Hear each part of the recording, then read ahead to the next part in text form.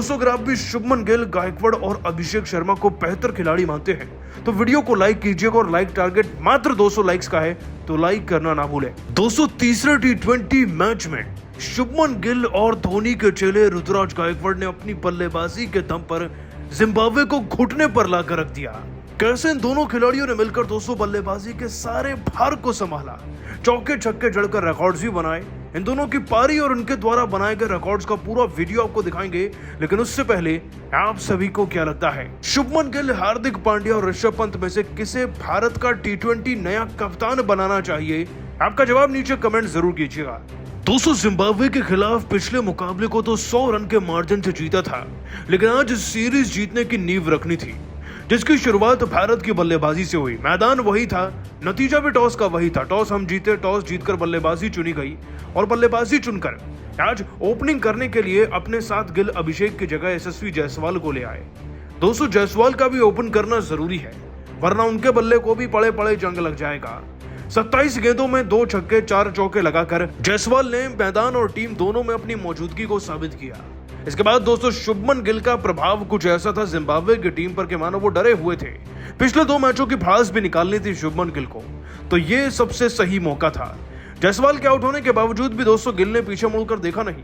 पारी के दूसरे ओवर में नगारवा को उन्होंने बैक टू बैक चौका और छक्का लगाया और इसी ओवर की 5वीं गेंद पर एक और छक्का लगाया, यानी कि एक ओवर से उन्होंने तकरीबन 18 से 22 रन निकाले थे। इसके बाद दोस्तों जायसवाल जैसे ही आउट होते हैं, शुभमन गिल और ज्यादा आक्रामक हो जाते हैं। दोस्तों पारी के चौथे ओवर में मुजरमानी नाम के खिलाड़ी को जायसवाल ने बैक टू बैक 2 चौके जड़े। इतना ही नहीं दोस्तों, शुभमन गिल ने नगारवा को फिर से पीटा पारी के 5वें ओवर में, और अभिषेक शर्मा जिनसे उम्मीदें ज्यादा थी, आज जब वो 10 रन पर आउट हो गए तो अगले ही ओवर में उनके हिस्से का बदला पूरा करते हुए गिल साहब ने मदिवेर को छक्का जड़ा, फिर चौथी गेंद पर छक्का लगाया, फिर दोबारा से चौका जड़ा और दोस्तों इस ओवर से भी तकरीबन 20 रन उन्होंने अपनी टीम के लिए निकाले। अब गायकवाड़ उनका भरपूर साथ दे रहे थे और शुभमन गिल अपने 50 के पास पहुंच रहे थे। अब दोस्तों शुभमन गिल ने 50 लगाना था, लेकिन स्टाइल में। 15वें ओवर की दूसरी गेंद आई और शुभमन गिल बिल्कुल भी डरे नहीं, चौका जड़कर स्टाइल में अपना 50 पूरा किया। इसके बाद दोस्तों शुभमन गिल का तूफान कुछ ऐसा आया कि 17वें ओवर में सिकंदर रजा को ही 2 बार पीटा, चौका भी लगाया, फिर छक्का भी चढ़ा लोअर फुल टॉस पर।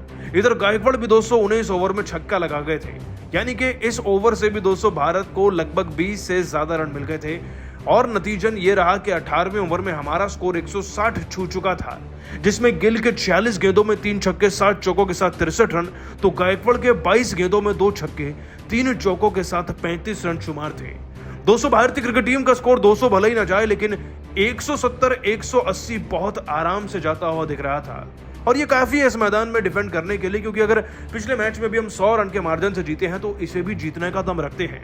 लेकिन आज तारीफ बनती है शुभमन गिल की, जिनकी 70 रन की पारी के दम पर भारतीय क्रिकेट टीम का स्कोर इतना अच्छा खासा बन पाया। इनफैक्ट दोस्तों उन्होंने एक रिकॉर्ड भी बनाया है, तीसरे विकेट के लिए ये भारत की तरफ से सबसे ज्यादा रन जुटाने वाली जोड़ी बनी है इतनी कम उम्र में। दोस्तों आप सभी इनकी बैटिंग को और रिकॉर्ड को 10 में से कितने नंबर देंगे आज नीचे कमेंट कीजिएगा एंड सब्सक्राइब कीजिए हमारे यूट्यूब चैनल को। धन्यवाद।